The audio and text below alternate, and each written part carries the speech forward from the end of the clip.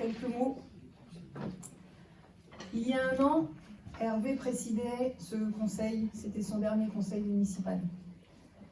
Depuis, il nous a quittés et je souhaitais d'abord vous remercier toutes et tous d'avoir signé cet édito commun dans le Rosé mensuel du mois de février.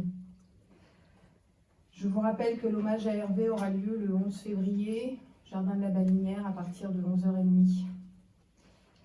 Et mes chers collègues, je vous invite à observer dès maintenant une minute de silence.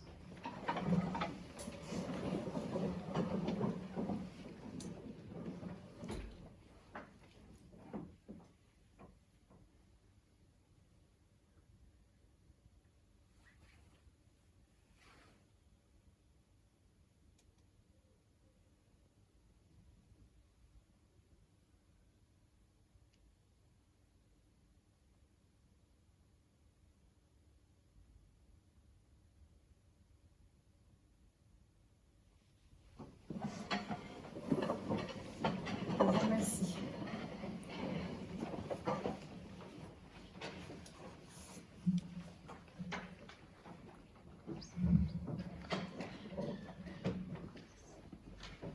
Nous allons reprendre le cours de ce conseil municipal. Désignation d'une secrétaire de séance. Proposition Madame Fabienne de l'Étang. Fabienne. Approbation du procès-verbal du Conseil du 16 décembre. Y a-t-il des remarques concernant ce procès-verbal? Non. Je vous remercie.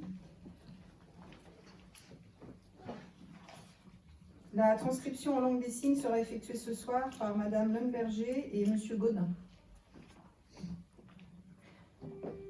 Délibération numéro 1, décision prise en application de l'article 21-22-22 du CGCT. Y a-t-il des interventions concernant ces décisions?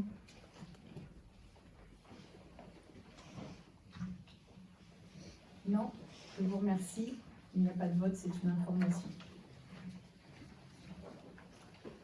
Délibération numéro 2, changement définitif du lieu de tenue des conseils municipaux. Conformément aux dispositions de l'article 21-21-7 du CGCT, le conseil municipal se réunit et délibère à la mairie de la commune. Il peut également se réunir et délibérer à titre définitif dans un autre lieu situé sur le territoire de la commune, dès lors que ce lieu ne contrevient pas au principe de neutralité, qu'il offre les conditions d'accessibilité et de sécurité nécessaires et qu'il permet d'assurer la publicité des séances. Les conseils municipaux se tenaient depuis juin 2020 à la salle de la Trocardière. Cependant, face au surcoût des dépenses d'énergie et à la difficulté liée à la vocation sportive de cette salle, il est proposé de définir un autre lieu à titre définitif pour accueillir les conseils municipaux. Le choix s'est porté sur la salle du Seille, située à l'île de Provence. Ce site permet d'assurer la tenue de la réunion du conseil municipal dans des conditions conformes aux règles sanitaires en vigueur, dans le respect du principe de neutralité. Il offre les conditions d'accessibilité et de sécurité nécessaires et facilite l'accueil du public. Le conseil municipal est invité à décider que sera définie de manière définitive la salle du Seille comme lieu habituel des séances. Y a-t-il des interventions concernant cette délibération? Qui est contre? Qui s'abstient? Je vous remercie. Délibération numéro 3. Désignation des représentants du conseil municipal dans des associations et organismes divers. Conformément à l'article 21-21-33 du Code général des collectivités territoriales, le conseil municipal procède à la désignation de ses membres ou de délégués pour siéger au sein d'organismes extérieurs dans les cas et conditions prévus par les dispositions du présent code et des textes régissant ces organismes. Il s'agit d'actualiser les désignations des membres représentant le conseil municipal dans diverses instances. Vous avez le nouveau tableau qui vous est projeté à l'heure actuelle. Il est proposé au conseil municipal de retenir le vote à main levée concernant les modalités de vote. Donc, est-ce que quelqu'un s'oppose au vote à main levée? Est-ce que quelqu'un s'abstient? Je vous remercie. Nous allons donc pouvoir procéder à main levée. Donc, concernant ces nominations, qui est contre? s'abstient? Je vous remercie.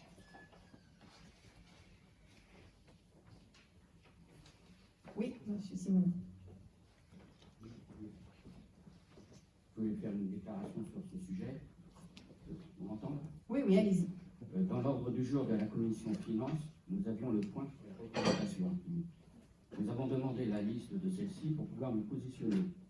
Dans cette liste apparaissent les noms de personnes n'étant plus au Conseil, tels que Madame Poirot et Monsieur Mosser. J'ai envoyé un mail pour indiquer nos choix potentiels, et lors de la commission, on me dit que la liste transmise n'est pas à jour. Comment débattre avec des documents obsolètes?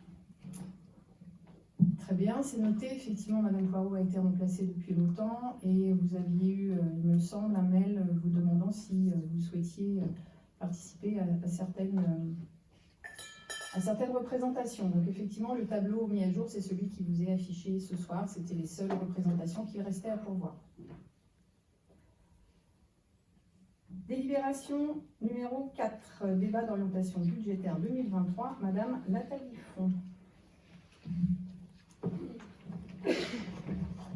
Alors, en préambule, quelques mots. Le budget 2023 qui nous sera soumis au vote lors du prochain conseil municipal s'inscrit, comme chacune et chacun le sait, dans un contexte budgétaire international et national délicat, soucieux, et qui nous oblige parfois à naviguer à vue, dans l'attente, mais surtout dans l'anticipation de changements de conjoncture économique. Pour le dire plus simplement, les collectivités territoriales sont touchées de plein fouet par l'inflation sur les matériaux, sur le coût de l'énergie. Et comme cela a été rappelé, le contexte de guerre en Ukraine est venu percuter nos cadres et nos certitudes financières et budgétaires. Il suffit de regarder l'ensemble des budgets présentés cette année, rien qu'à l'échelle de la métropole, pour s'en rendre compte, et la ville de Rezé ne fait pas exception à la règle. Alors partant de ce constat, quel choix avons-nous? Soit subir, soit choisir. Troisième ville de la métropole, Rezé continue de s'ancrer et de jouer son rôle central dans l'avenir de notre territoire, en ayant à la fois un regard vigilant et exigeant sur l'expansion de la métropole, tout en se tournant vers les communes qui l'entourent et l'accompagnent. L'engagement pris devant les Rezéennes et les Rezéens au début de notre mandature est marqué de plusieurs choix. Renforcer les services publics pour agir au plus près des habitantes et des habitants et répondre à leurs besoins. Redonner les moyens à l'éducation et à la petite enfance et garantir la soutenabilité environnementale, sociale et financière de la ville. Et bien évidemment, un soutien accru au tissu associatif, au sport et aux associations de quartier, déterminantes pour l'équipe municipale.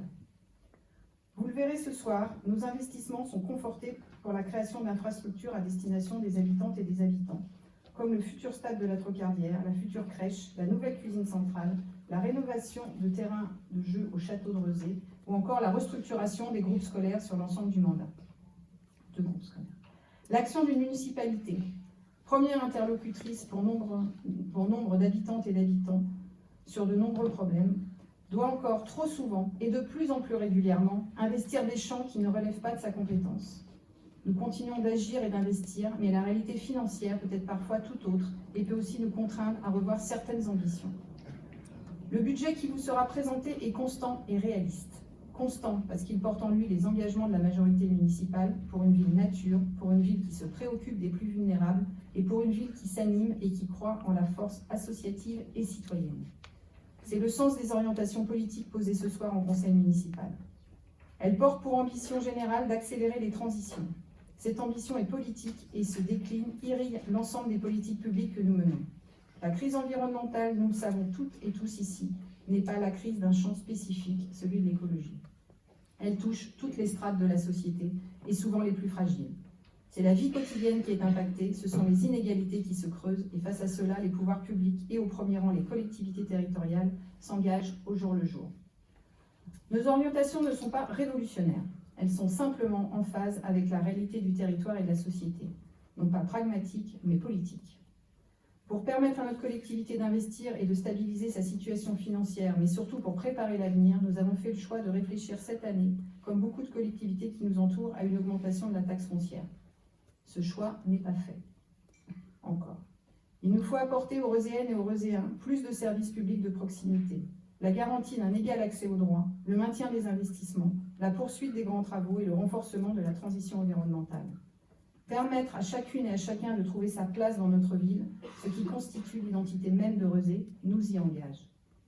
La réalité sociale et territoriale du pays, dont les collectivités sont aussi le reflet, nous oblige à opérer des choix forts.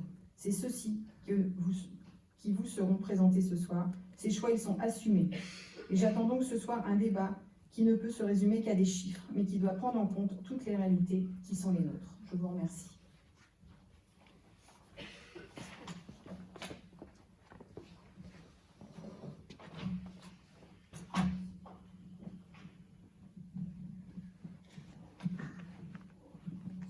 Chers collègues, donc nous sommes réunis ce soir pour le débat d'orientation budgétaire et pour cela on va s'appuyer sur un support en diaporama qui est construit de la manière suivante. Je vais d'abord vous présenter le contexte économique national et son impact sur nos collectivités au regard de la loi de finances. Puis je ferai un point sur l'état financier actuel. Je présenterai, mes collègues adjoints présenteront l'orientation pour l'année 2023. Ensuite, on se questionnera sur comment on va se projeter sur les années à venir et puis on terminera par un focus sur les ressources humaines. Donc, concernant le contexte économique national, donc, comme chacun le sait, le contexte national n'est pas évident en ce moment, mais c'est nécessaire de le prendre en compte puisqu'il influence directement les capacités de la collectivité. C'est un contexte qui est difficile avec des perspectives financières dégradées au niveau national, avec un ralentissement de la croissance, couplé avec une inflation forte. Pour être plus parlant, on va vous présenter un graphique qui retrace l'évolution du contexte depuis 2015 jusqu'à 2023. Donc on peut noter, on lit très fortement l'impact de la crise Covid en 2020. On voit un rattrapage ensuite en 2021 du PIB, mais ensuite on voit un tassement très net tout de suite dès 2022 et l'inflation qui augmente très fortement ensuite.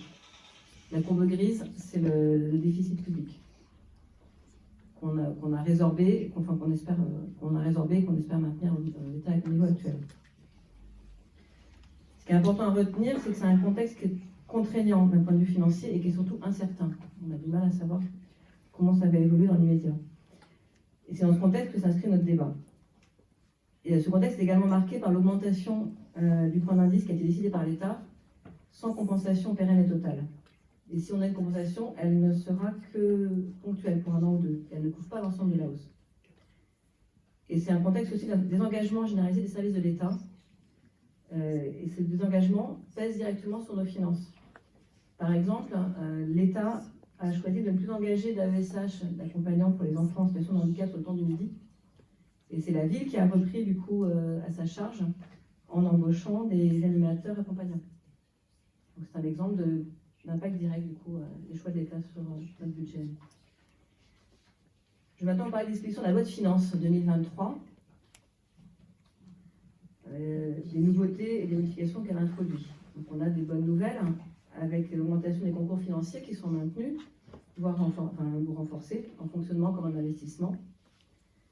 Le dispositif de lutte contre l'inflation, Rezé pourra en bénéficier au titre de la compensation pour l'augmentation du point d'indice, mais pas pour l'augmentation des énergies. Mais c'est une aide qui est ponctuelle et dont le montant n'est pas définitivement arrêté pour Rezé, mais dans notre cas, ça devrait couvrir environ 20% des augmentations qui ont été générées. On a une hausse de la dotation globale forfaitaire de 320 millions. En investissement, on a une stabilité des concours financiers avec le fonds de compensation de la TVA, qui lui est lié, donc l'État compense la TVA que les collectivités avancent pour les travaux. Et on a la DSIL, c'est la dotation de solidarité pour l'investissement local, qui est elle en diminution pour le coup. La bonne nouvelle par contre pour 2023, mais qui est une bonne nouvelle relative, c'est que le pacte de confiance pour le moment est retiré. Le pacte de confiance, c'était un élargissement des contrats de CAOR en fait, à l'ensemble des collectivités qui contraignaient les collectivités dans leur gestion en mettant des objectifs de contenir les dépenses de fonctionnement. C'est assez lourd de contenir les dépenses de fonctionnement. Pour le moment, ça a été repoussé. Donc ça nous laisse une marge de manœuvre encore plus de souplesse pour le moment. Mais on a beaucoup d'incertitudes sur l'avenir. L'augmentation des fonds de concours financiers, on ne sait pas s'ils vont durer. pas de garantie dans la durée. On ne sait pas comment ils vont être répartis entre les collectivités, selon quelles règles. Il semblerait pour le moment qu'ils ne favorisent pas toujours peut-être parfois plus certaines collectivités rurales. Enfin, c'est pas si simple que ça. Et le pacte de... les compensations, comme je vous l'ai dit, ne couvrent pas l'ensemble des besoins pour le moment. L'inflation n'est pas terminée. La hausse des coûts de l'énergie non plus. On ne sait pas s'il y aura une autre augmentation à venir aussi. Et le pacte de confiance, il faut qu'on reste vigilant, parce qu'il y a une tendance quand même affirmée par le gouvernement à rechercher des économies sur les collectivités locales pour compenser le déficit national, le budget déséquilibré au niveau national. Voilà. Donc on a beaucoup d'incertitudes pour l'avenir. On va passer maintenant à la rétrospective. Donc c'est un rappel des bilans financiers des années passées et leur évolution.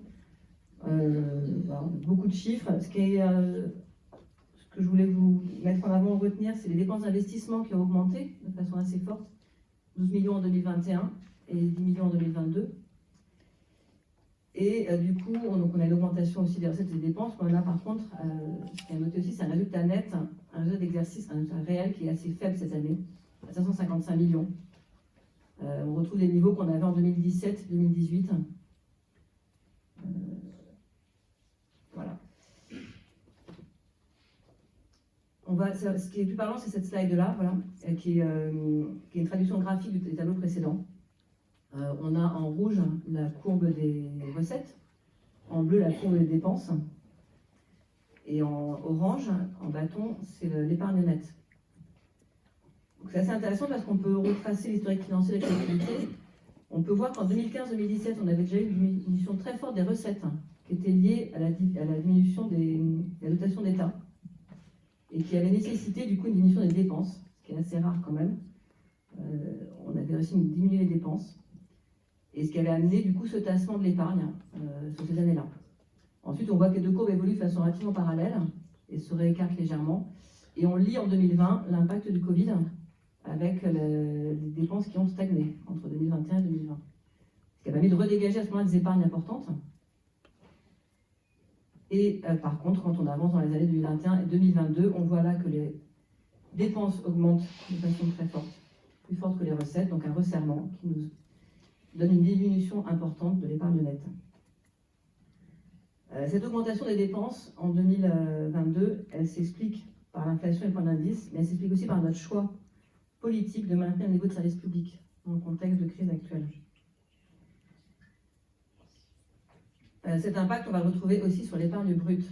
Il faut savoir que l'épargne brute, c'est les recettes moins les dépenses, et on retire aussi les intérêts de la dette, alors que l'épargne nette, qui est encore inférieure, on retire en plus le remboursement de l'emprunt. Donc ce qu'on peut voir sur cette diapo, ce qui est intéressant à voir, c'est que l'épargne brute est relativement stable. Elle se tient toujours arrosée historiquement entre 10 et 12%, ce qui n'est pas très élevé pour les communes de même strate, mais relativement stable par contre. C'est structurel, arrosé, on n'a pas d'énormes recettes, on ne dégage pas une épargne très importante, mais on est stable.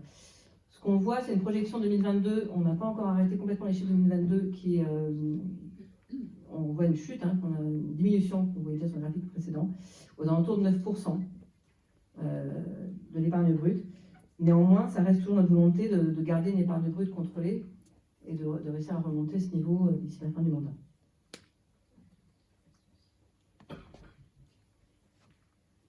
Donc voilà, c'était des éléments de contexte à partager avec vous. Maintenant, on va vous présenter les orientations politiques du coup pour le budget 2023. Et le principal objectif étant d'accélérer l'ensemble des transitions, qu'elles soient économiques, écologiques et sociales. Merci Nathalie. Merci Nathalie pour cette rétrospective. Je vais maintenant passer la parole à Loïc Chusseau.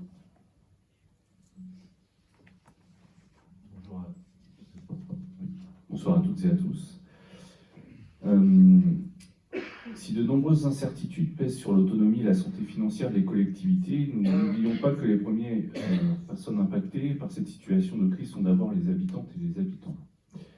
Je ne vous apprends rien en rappelant l'augmentation actuelle des dépenses des ménages dans ce contexte inflationniste, ça a été rappelé en préambule. Celui-ci touche l'ensemble des besoins de première nécessité, l'énergie, le chauffage, le carburant, l'alimentation. Et à travers cet impact financier, ce sont les conditions de vie même des ménages les plus précaires qui sont affectées. Je ne vous apprends rien également en rappelant l'impact des politiques menées depuis des années à l'échelle nationale, qui conduisent tout à la fois à l'augmentation du nombre de personnes à la rue, qui selon le dernier rapport de la Fondation Abbé Pierre a doublé en 10 ans, à la croissance des besoins d'aide sociale et à l'allongement des files d'attente auprès des associations caritatives.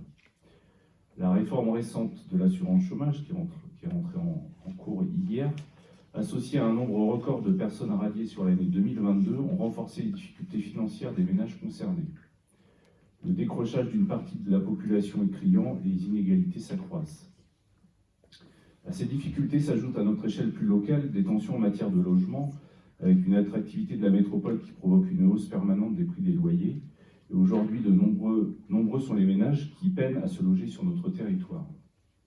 J'ajouterai en parallèle les besoins croissants d'intervention et d'accompagnement sur la santé, avec une tension jamais connue sur le secteur, des besoins croissants pour répondre au mal-être, notamment liés à l'impact de la crise Covid, qui sont encore largement perceptibles et percutés par un contexte de pression et d'accélération constante de la société. Des besoins croissants liés au vieillissement de la population et à la nécessité d'accompagner nos aînés, et des besoins croissants pour aussi une jeunesse laissée pour compte et livrée à l'incertitude de son avenir. Pour l'ensemble de ces raisons, et considérant la fracturation grandissante de notre société, nous ne pouvons accepter un retrait des services publics à l'échelle de notre commune. Alors que l'État se désengage et réduit sa présence sur les territoires, nous restons en première ligne en tant que collectivité locale pour aider les habitants, les accompagner et améliorer leurs conditions de vie. Nous devons donc de jouer pleinement notre rôle dans ce contexte et c'est pourquoi notre ambition est de maintenir pour l'année 2023 l'effort financier pour le recrutement et la pérennisation des postes. L'enjeu est ainsi d'assurer et de conforter le fonctionnement de nos services publics. Parmi ceux-ci, je souhaiterais en particulier souligner les renforts déjà engagés sur les 2 dernières années en faveur tout d'abord de la Maison des Services, outil indispensable pour l'accès au droit qui est très fortement sollicité, victime de son succès. Nos efforts ont également porté sur le service de soins infirmiers et d'accompagnement à domicile, qui témoigne de notre engagement sur la santé et le maintien à domicile des personnes âgées. Le secteur périscolaire a également bénéficié de renforts en cohérence avec nos ambitions et le travail qui a été mené sur les rythmes de l'enfant. Enfin, s'agissant de la tranquillité publique, et comme cela a été décidé lors de la consultation en 2022, la ville complétera, à compter de cette année jusqu'à la fin du mandat, ses effectifs par le recrutement de policiers municipaux, d'ASVP et de médiateurs. J'en termine donc en rappelant que des contraintes naissent à renforcement de nos convictions. Chacun d'entre nous pourra rappeler les difficultés budgétaires ce soir, et c'est précisément parce que ces difficultés sont réelles que nous nous devons de renforcer les services publics le plus largement possible. Merci. Merci Loïc. Claire Guillu. Merci, bonsoir. Certains analystes considèrent que nous, les élus, constituons le mandat critique au vu des transitions environnementales à mener. Il est de notre devoir à la fois de préparer la ville aux effets du changement climatique et de tout mettre en œuvre de façon systémique et transversale pour assurer les changements indispensables dans l'aménagement de notre ville, dans nos modes de vie, nos représentations et nos imaginaires, afin de nous inscrire collectivement dans une relation respectueuse du milieu et de l'ensemble des écosystèmes, dont le nôtre. Il y a urgence, nous ne pouvons pas attendre. Les crises financières, énergétiques, climatiques que nous traversons nous rappellent toutes les limites de notre modèle de croissance. À partir de là, il est important d'inscrire dans le budget des orientations qui ne soient pas uniquement des réactions face à un contexte financier difficile, mais qui impulsent des transformations structurelles dans notre ville, en lien avec les changements qui s'imposent à nous. Le premier point, donc, c'est que nous avons besoin d'investissements forts et structurants pour accompagner le passage pour Rezé vers une ville nature. Rezé est une commune de première couronne, très marquée par ses aménagements routiers. On pense à l'autopont, aux anciennes routes nationales appelées pénétrantes, ses remblais et les pollutions qu'ils ont engendrées.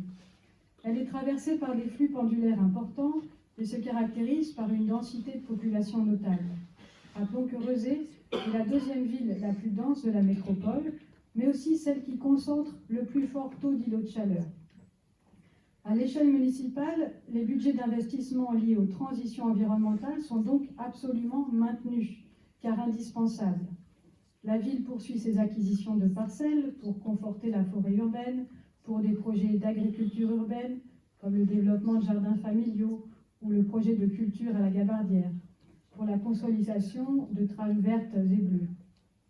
Elle développe aussi son tissu de végétalisation en plantant sur les espaces communaux et en incitant à la végétalisation des espaces privés, qui représentent 70% des surfaces de pleine terre de la commune.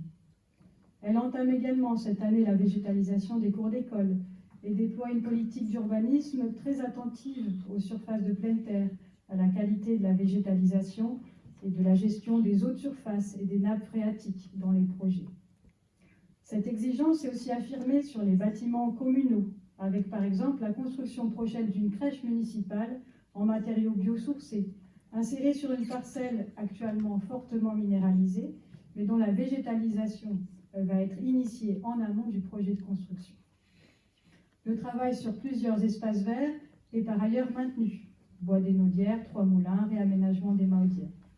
La ville lance enfin, entre 2023 et 2024, un diagnostic de 103 bâtiments afin d'en restreindre la consommation d'énergie de 40% d'ici 2030. Mais cette transformation de Rezé en ville nature n'est pas possible sans la contribution de Nantes Métropole sur ces domaines de compétences. Les financements redistribués par la métropole à la ville dans le cadre d'une PPI territorialisée permettent de travailler sur la voirie et l'espace public, mais ne sont pas suffisants pour répondre à la hauteur des enjeux. Végétaliser, débitumer l'espace public est une démarche extrêmement contrainte et coûteuse. Pour exemple, la plantation d'un arbre en milieu urbain peut coûter plusieurs milliers d'euros.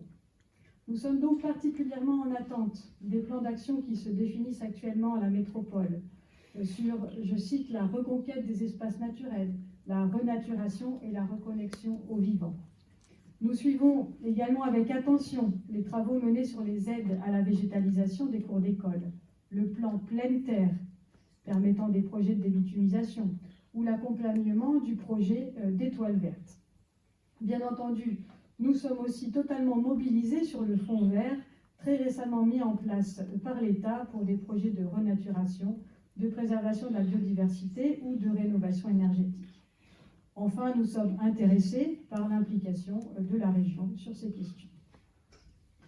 Parallèlement aux besoins d'investissement structurants pour le territoire, et ce sera le deuxième point, nous développons une démarche volontaire de sobriété dans nos projets. La sobriété non pas comme une contrainte, comme un ajustement, mais bien comme une orientation structurelle, une sobriété choisie qui prend acte de la finitude des ressources. Cette sobriété est d'ores et déjà visible dans le paysage reuséen.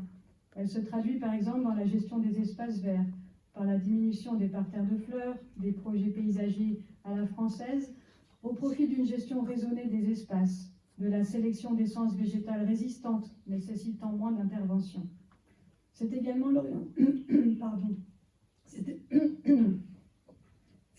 l'orientation prise pour les espaces de jeu pour enfants, où nous préférons des dispositifs simples en matériaux naturels. Je voudrais terminer en soulignant que les changements, les bifurcations qui sont à l'œuvre nécessitent de déployer une énergie considérable et mobilisent les agents de la ville par un engagement plein et entier. Ces agents ont le sens du service public et donnent beaucoup à la ville. Nous souhaitons souligner l'importance de leur travail et les remercier pour leur forte contribution aux avancées communes. Je vous remercie. Merci Claire. Anas Cabage. Bonsoir à toutes et à tous.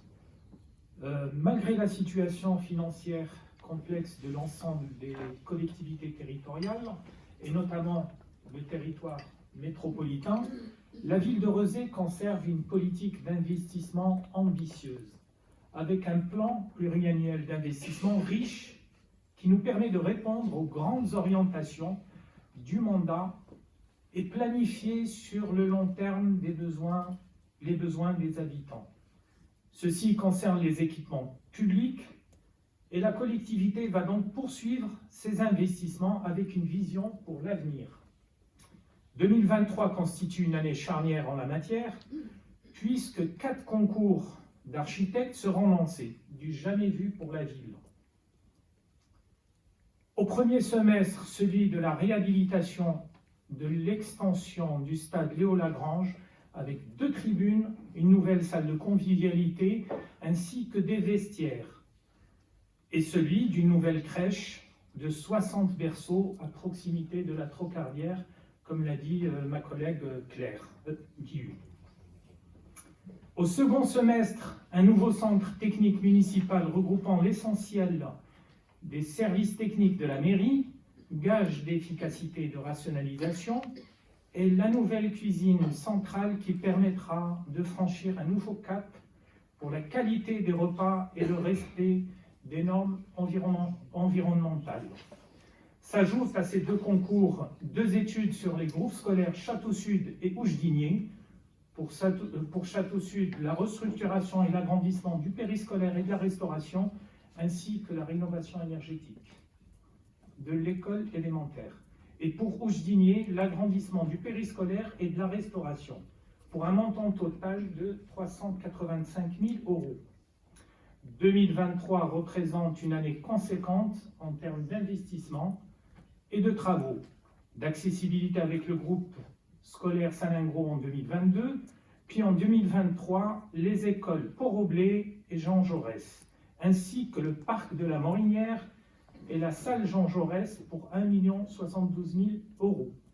La mise en application du décret tertiaire avec l'étude des diagnostics énergétiques sur les ERP pour 280 000 €, la rénovation des logements temporaires des maisons de la Galarnière, Brosseau et Zola, avec la création de 5 logements pour 265 000 €.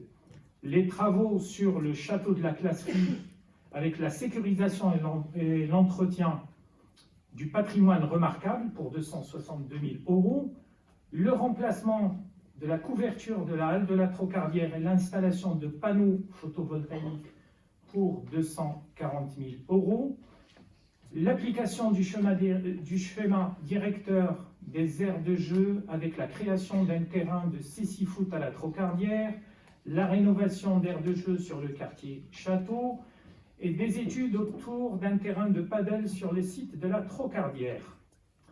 La finalisation des travaux du parc Paul Alain et enfin la restructuration du groupe scolaire Simone Veil. Je l'ai dit en préambule, les choix budgétaires sont là, mais notre volonté politique de préserver les investissements au service du territoire sont confortés. Car il en va de la qualité de vie des habitantes et des habitants. Nous nous y étions engagés et nous maintenons le cap. Je vous remercie. Merci. Benjamin Gélusso.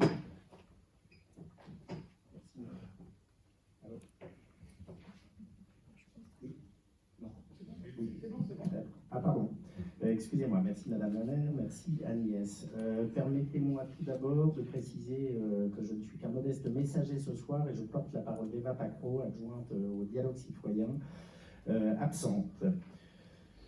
Pour que les outils de notre charte citoyenne s'utilisent au plus juste, dans une exigence de transparence, d'écoute et de résultats au plus proche des attentes des Reuséens, nous mobilisons des moyens en ressources humaines conséquents, travaillons en amont les nouvelles instances qui bien souvent confinent à de l'expérimentation, car le dialogue citoyen s'enrichit sans cesse, il n'est jamais figé ni dogmatique.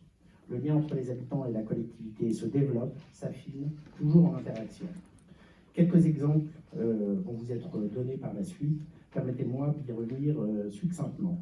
Nous avons souhaité la nouvelle fête de la ville, Rezé en fête, à l'image des Reuséens, en réponse à leurs attentes et aux éléments du programme de Rezé citoyenne que nous avons défendu. Pour ce faire, nous avons échangé, débattu, dialogué, discuté, bavardé, à travers un questionnaire en ligne, des ateliers avec les habitants, et puis dès ce mois-ci, la constitution d'un comité de coordination qui mixe habitants, acteurs associatifs du territoire, services de la ville et élus, qui se réunira régulièrement pour acter certaines décisions à prendre au cours des prochains mois. On vous donne tous rendez-vous évidemment au mois de juin.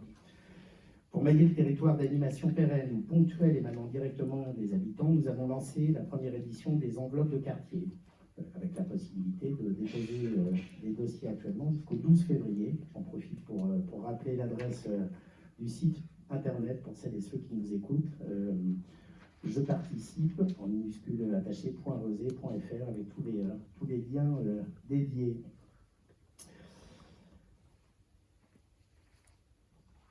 Excusez-moi, je suis perdu dans mon texte.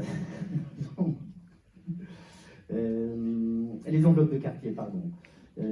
C'est une instance qui sort des sentiers battus, puisque les projets déposés seront donnés à voir à tous les habitants et que ceux-ci auront la possibilité de voter pour leur projet préféré sur la plateforme dont je viens de donner l'adresse.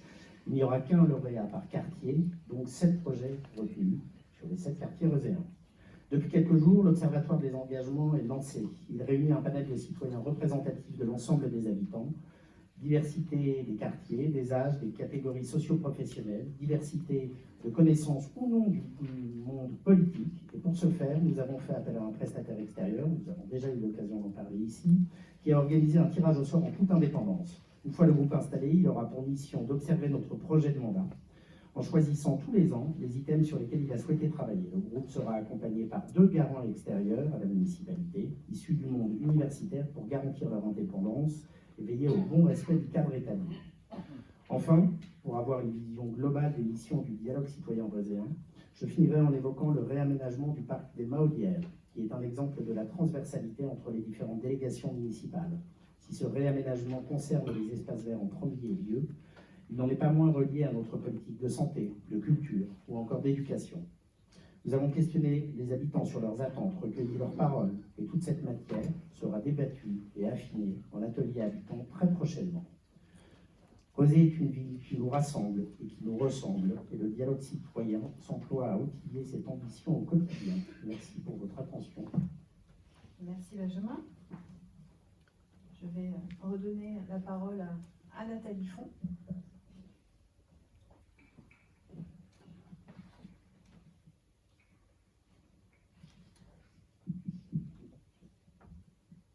Donc, ça va être moins lyrique des orientations budgétaires, financières. Comme on a dit après la partie, on a effectivement des impacts déjà à l'avenir qui sont assez importants sur la hausse des tarifs de l'énergie, sur l'inflation qui ne sera pas que sur les matières premières, notamment dans la restauration et les bâtiments, des nouvelles mesures possibles sur le pouvoir d'achat des fonctionnaires et une évolution à la baisse des dotations de l'État. C'est un avenir qui est difficile à prévoir, qui est incertain et qui nous incite à la prudence. C'est bien en conscience du contexte financier contraint et pour maintenir au maximum la sécurité financière de Rosé que nous nous sommes engagés dans un plan d'optimisation des moyens. Ça se traduit par un cadrage resserré sur les dépenses courantes hors fluide, bien sûr, et une recherche globale d'économie par l'ensemble des services. C'était un travail assez long et assez complet long et complet de l'ensemble des services pour questionner chaque dépense, pour les évaluer, pour voir tout ce qui pouvait être mutualisé, tout ce qui pouvait être évité, les dépenses qui pouvaient être aussi évitées, pour lutter contre le gaspillage, pour baisser la consommation, pour essayer de travailler avec du réemploi, l'achat matériel reconditionné, travailler sur des schémas directeurs du patrimoine, par exemple. C'est vraiment un travail minutieux, complet, qui ne dégage pas des exemples forcément très marquants d'une grosse économie à un endroit précis, mais qui concourt à un esprit, à repenser durablement et collectivement notre fonctionnement, et en prenant en compte aussi les enjeux environnementaux. Et malgré tout, et malgré le contexte inflationniste, on a quand même réussi à retrouver une économie d'environ 300 000 € par ce travail minutieux. Je ne peux pas pointer quelque chose de très spécifique, mais c'est plein de petites économies qui se sont accumulées, qui nous permettent de vous dire qu'on utilise au mieux les deniers de l'État, et le plus intelligemment possible, et pour le long terme. Il y a quand même une économie dont je peux vous parler, c'est celle qu'on réalise aujourd'hui.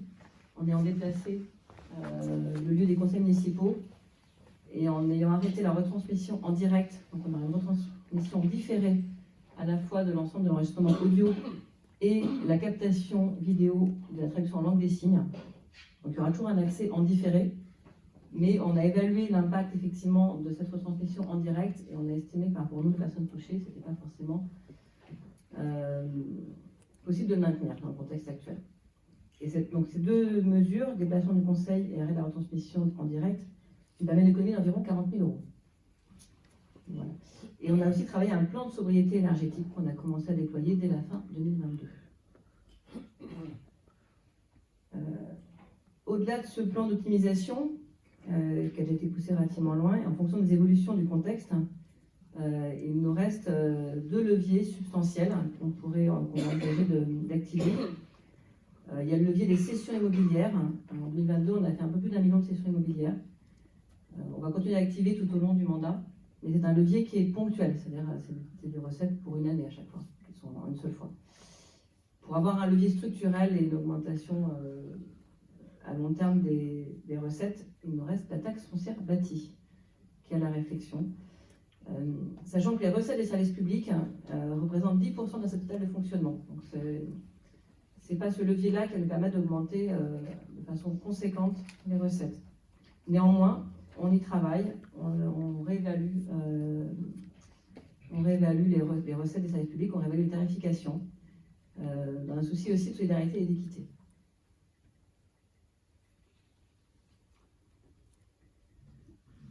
On va maintenant passer à la prospective pour l'année qui s'ouvre, pour 2023. C'est vrai que c'est des années où c'est compliqué de faire des prospectives, vu qu'il y a beaucoup d'incertitudes et de changements. Mais pour 2023, donc on a quelques éléments positifs quand même sur les recettes. On a une évolution des bases locatives pour la taxe foncière. On a l'inflation qui est répercutée pour 7,1%.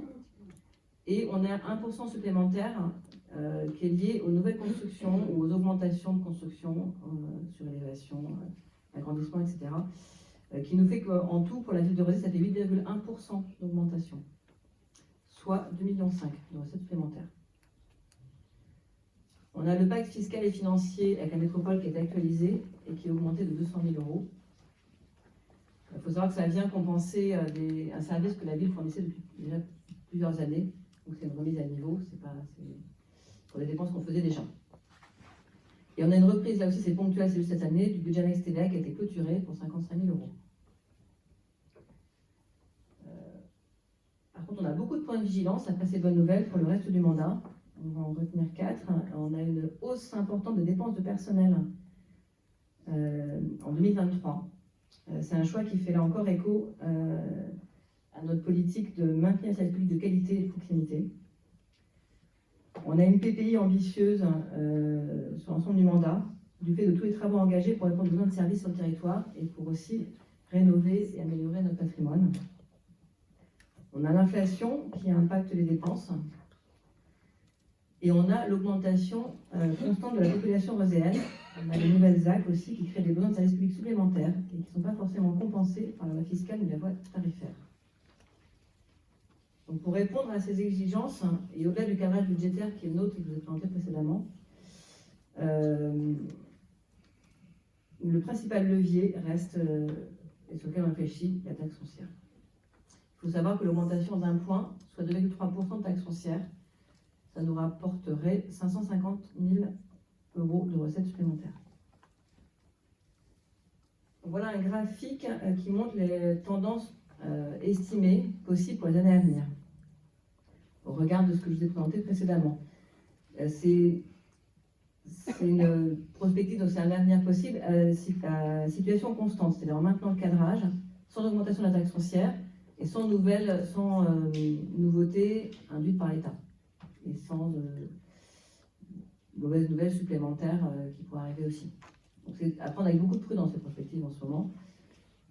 À moins, si on continue avec le cadrage actuel, on voit du coup une diminution importante de 2022 jusqu'en 2023 de l'épargne nette et une stabilisation ensuite avant d'amorcer une légère remontée en 2026. Ce qu'on voit du coup, c'est que le niveau de l'épargne qu'on souhaitait maintenir au-dessus de 10% pourrait chuter jusqu'à 7% sur les années à venir. Dans ce cas-là, on aurait aussi une capacité de désendettement qui augmenterait jusqu'à plus de 7 ans. Maintenant, ce qu'il faut retenir, c'est qu'on a une transition 2022-2023 qui est assez difficile au niveau de l'épargne et que se stabilise ensuite.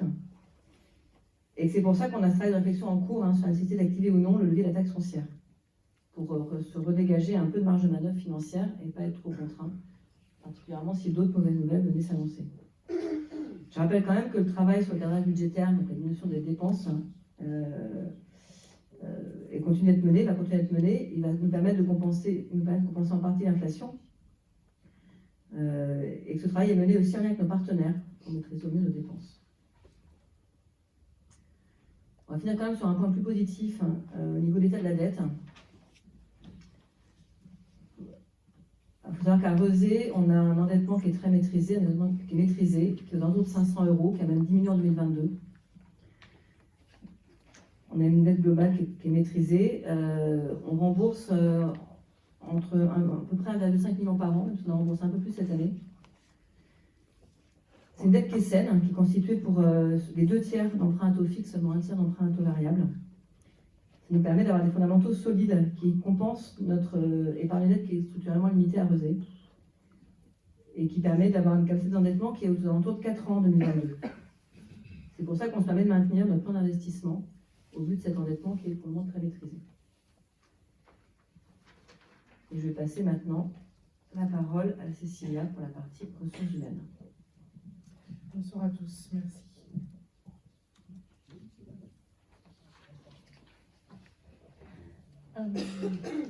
Les orientations budgétaires que nous proposons ce soir ne peuvent être comprises sans vous partager également nos intentions et ambitions sur le volet des ressources humaines, ni sans vous présenter le contexte qui s'impose à nous sur ce sujet. Je voudrais donc, pour commencer, revenir à notre projet de mandat, qui constitue notre ligne directrice en la matière. Je ne vais pas détailler chacun des engagements que nous avons pris et qui sont affichés ici. En revanche, je souhaite rappeler l'objectif général de ces engagements, à savoir faire de la collectivité un employeur responsable et attentif au bien-être de ses agentes et de ses agents. Derrière cette idée se posent des enjeux managériaux, de dialogue, de posture et d'animation. Ce sont des éléments qui doivent contribuer à améliorer les conditions de travail des agents. Mais la mise en place de ce cadre de travail soulève également des enjeux financiers, car il n'existe pas de politique de management ou de recherche de bien-être sans prise en considération sérieuse des besoins des agentes et des agents, tant en termes de volume de temps de travail au sein des services, nécessaires pour la qualité des travaux qu'ils et elles mènent, que de sécurisation et d'évolution des parcours de chacune et de chacun. Cela implique de fait une politique RH ambitieuse sur le plan financier.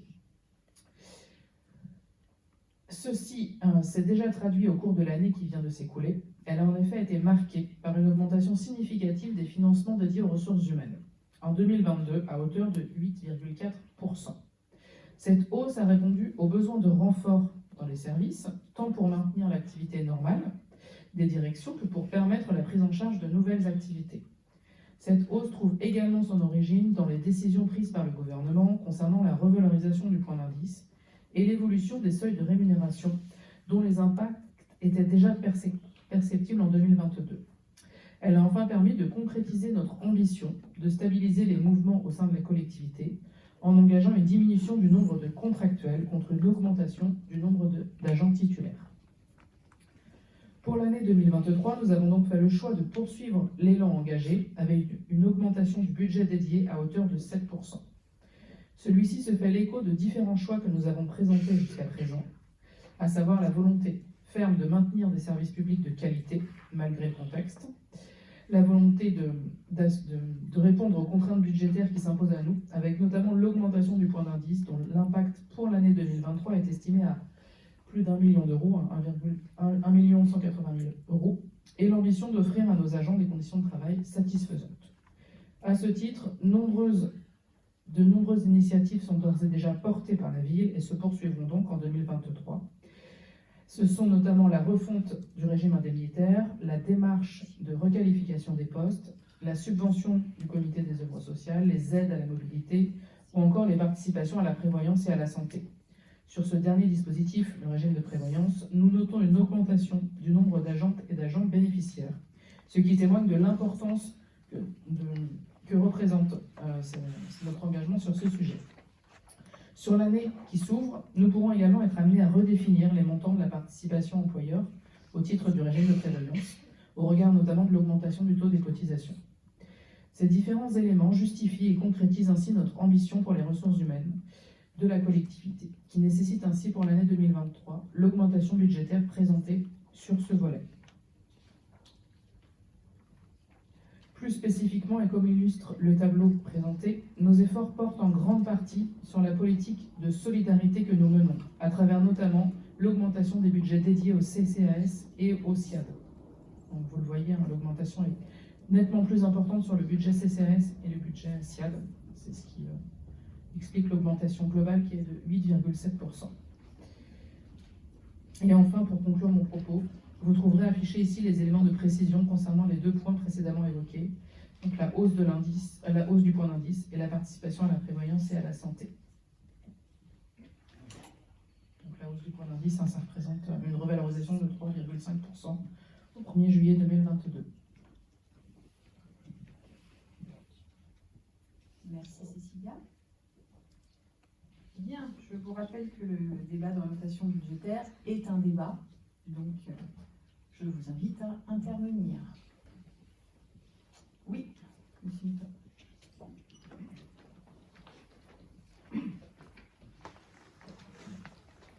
C'est la raison de notre engagement politique. Alors, nous avons le devoir de rappeler la nécessité de réagir bien plus radicalement face à la 6e extinction massive des espèces, face au dérèglement climatique, face à la montée des inégalités, face au repli identitaire, bref, face aux conséquences des politiques basées sur une croissance infinie dans un monde fini. Ainsi, il faut oser tout changer, nous réinventer, oublier la croissance verte, l'attractivité, le développement durable. Il nous faut oser innover, inventer un budget en décroissance. Une lutte radicale contre toutes les pauvretés, toutes les misères, rechercher l'équilibre plutôt que le développement. Pourquoi ne pas réinventer Rezé avec l'aide de l'ensemble de ses habitantes et habitants? Aider celles et ceux qui, comme à Pont-Rousseau, par une structure autogérée, redonnent vie à leur quartier. Ne plus séparer les habitants de leur centre social et culturel par une voie à 4 voies. Ne plus valider aucune opération immobilière prévoyant de détruire plus de logements abordables qu'elle n'en construit. Refuser d'artificiellement arrêter un marché source de précieux liens sociaux. Sécuriser radicalement les déplacements piétons et cyclistes de toutes et de tous. Augmenter volontairement la proportion de repas équilibrés à faible impact environnemental. Face aux plus grands défis jamais affrontés par l'humanité, ne devons-nous pas réagir en œuvrant pour un ralentissement rapide de nos activités, en optimisant et en réemployant plutôt qu'en détruisant et en reconstruisant? Oui, ce n'était pas là votre programme, mais pourquoi ne pas en tirer les conséquences des alertes des scientifiques qui nous expliquent que ce qu'ils mesurent actuellement dépasse les scénarios les plus pessimistes du fameux rapport sur les limites de la croissance? Pourquoi continuer comme si tout allait bien, comme si tout allait s'arranger, sans un changement radical et collectif? Pourquoi ne pas oser tout arrêter pour réfléchir collectivement avec l'ensemble des Rezéennes et Rezéens? Il faudra bien qu'un jour, au lieu de subir des crises de plus en plus fréquentes, aux conséquences de plus en plus dramatiques, une commune fasse le premier pas. Nous rêvons que ce soit Rezé. Merci. D'autres interventions? Monsieur Delain. Bonsoir à toutes et tous. Merci pour cette présentation. Donc l'aspect budgétaire sur la partie ressources humaines est quelque chose d'important pour la ville de Rezé. Moi, je souligne que l'investissement est important sur la partie humaine, donc je trouve ça très bien, mais je mettrai juste une alerte. C'est une part importante du budget, donc voilà, faire attention sur les prochaines années à ce que là, on est à plus 15% en 2 ans en termes d'augmentation, mais je sais que c'est pas facile et que à faire un choix entre développer un budget sur la partie ressources humaines ou limiter ce budget, je pense que c'est à vous de prendre vos décisions. Voilà. Donc, je suis partagé. Merci. Oui, monsieur Simon. Oui, lors de la commission des finances, nous avons eu une présentation du DOM, là, comme ce soir. Il faut reconnaître qu'au vu des tableaux pleins de chiffres, sans commentaires et des sigles utilisés sans lexique, nous n'avons pas tout saisi. Pour avoir une vue plus synthétique, j'ai demandé par mail au directeur des finances des informations. Il m'a renvoyé vers le cabinet. Nous pensions que Rosée Citoyenne était favorable au circuit court.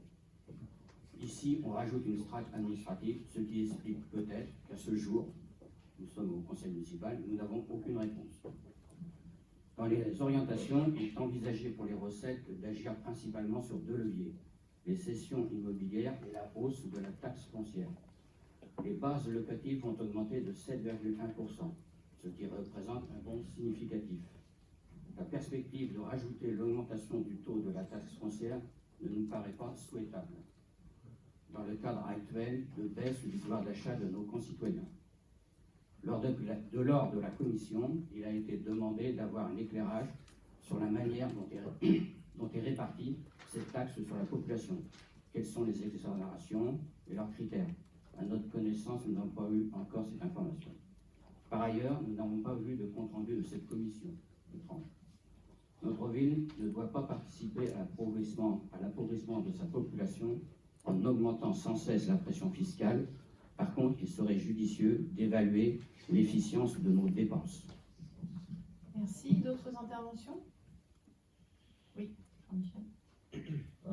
Avant de prendre la parole, je précise que c'est une intervention aux Agostou qui va être à plusieurs voix, puisque chacun d'entre nous va traiter un point. Merci. Comme vous l'avez dit, ce débat d'orientation budgétaire arrive cette année dans un contexte de crise et d'incertitude. Nous souhaitons, pour commencer, revenir sur un point de ce rapport. Vous avez souligné la baisse des dotations de l'État aux collectivités territoriales. Nous déplorons ces choix de l'État, mais nous ne sommes bien sûr pas les seuls à le dénoncer. Lors de leur dernière assemblée générale du 3 mai 2022, les membres de l'Association nationale des pôles territoriaux des pays, l'ANPP, ont adopté à l'unanimité une motion appelant le gouvernement à abandonner son projet de baisser ses dotations de 10 milliards d'euros en direction des collectivités locales, territoriales. Les villes sont déjà affaiblies par des réformes fiscales successives et des transferts de charges sans compensation. Cette politique générale du gouvernement participe à l'étranglement des communes. C'est un frein à leur autonomie, à leur pouvoir de décision. Pour nous, cela représente donc une véritable atteinte à la démocratie. Nous pourrions penser que ces choix sont faits parce que les caisses de l'État ne permettent plus les versements de ces dotations. Pourtant, en 2019, l'enveloppe globale des dotations de l'État aux collectivités s'élevait à 48,6 milliards d'euros, selon les chiffres du ministère de la Transition écologique et de la cohésion des territoires. En comparaison, en 2018, Gérald Darmanin, alors ministre des Comptes publics, évaluait lui-même les aides de l'État aux entreprises à 140 milliards. Aides aujourd'hui estimées à plus de 150 milliards d'euros par le Centre lillois d'études et de recherche sociologique et économique. Il s'agit donc bien là d'un choix politique délibéré d'un gouvernement ultralibéral qui choisit d'arroser les grandes entreprises tout en asséchant les finances des collectivités. Merci, bonsoir. Alors, revenons maintenant à l'échelle de Rosée. Dans les choix politiques forts d'un budget de commune, on trouve au premier plan la question de l'usage de l'excédent de la section de fonctionnement. Rosée, on l'a revu encore tout à l'heure, dégage chaque année plusieurs millions d'excédents sur son budget de fonctionnement, ce qui permet, avec une épargne de cette ampleur, d'envisager assez sereinement d'une année sur l'autre l'exercice suivant. De plusieurs manières, notamment d'une part en préservant la capacité de désendettement de la ville, dont on a rappelé qu'elle était assez bonne jusqu'à présent, d'autre part en permettant un autofinancement non négligeable de l'investissement, l'autre partie du budget. Cet autofinancement partiel permet donc de limiter le recours à l'emprunt et ensuite de ne pas consacrer une part trop importante de son budget suivant au service de la dette dont on a vu là tout à l'heure qu'il dépassait déjà le million d'euros annuel généralement. Ici, avec des investissements d'ampleur prévus pour la suite du mandat, nous ne cachons pas notre inquiétude sur la part énorme donnée à l'investissement selon nous dans le budget de 2023 et ceux à venir.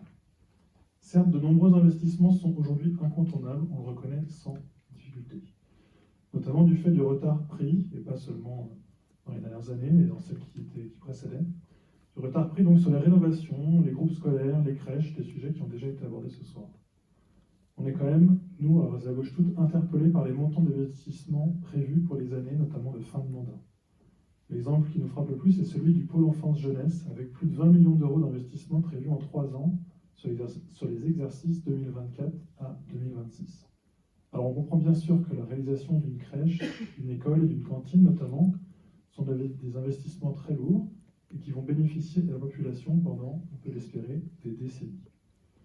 Est-ce que vous pourriez néanmoins détailler et motiver un peu davantage les projets à venir sur ce pôle et surtout les montants conséquents qu'il est prévu d'engager pour les réaliser? Parce qu'en l'état, cette prospective d'investissement, elle nous semble quand même à re-questionner. Il a été mentionné dans la présentation les efforts de réduction de dépenses demandés à l'ensemble des services de la ville sur le volet fonctionnement. On peut comprendre cette volonté de sobriété, on la trouve juste et nécessaire. Mais on pense surtout que cette sobriété elle doit être appliquée au moins aussi fortement à l'investissement. Notamment pour 2 raisons qu'on a déjà eu l'occasion d'évoquer dans des conseils municipaux précédents. Chaque investissement nouveau entraînera nécessairement une augmentation des dépenses pour son fonctionnement. Et par ailleurs, être sobre en matière d'investissement permet de conserver plus d'excédents du budget, j'en parlais auparavant, plus d'excédents du budget de fonctionnement dans le budget de fonctionnement, et donc de moins gréver le budget de fonctionnement par rapport au budget d'investissement. Et donc le but de tout ça pour nous, c'est finalement d'avoir plus de moyens en préservant le fonctionnement pour répondre aux besoins des agents et des agentes de la collectivité et, partant, de l'ensemble de la population rosienne, toujours plus nombreuse, qu'ils et elles servent au quotidien.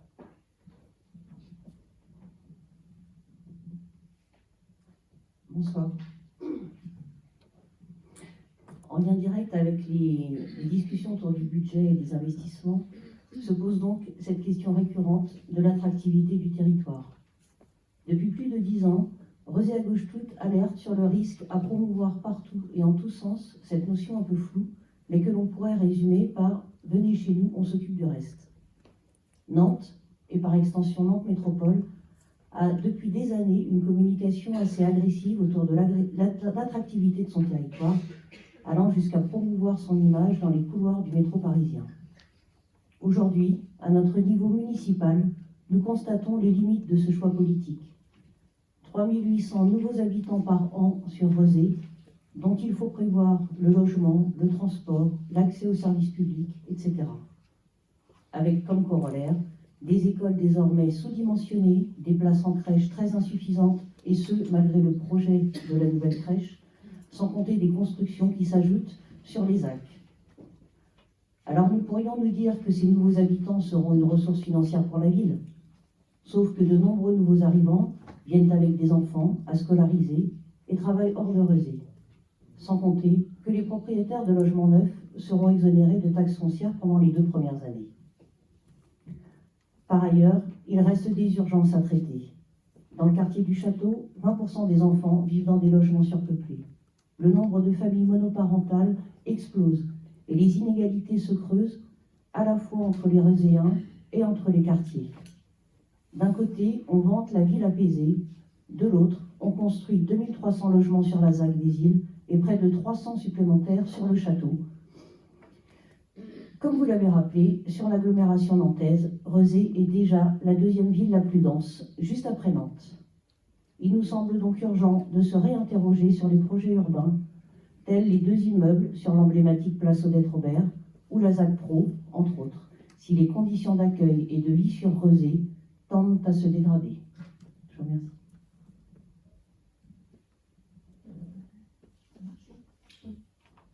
Un questionnement sur la hausse de la taxe foncière sur le bâti.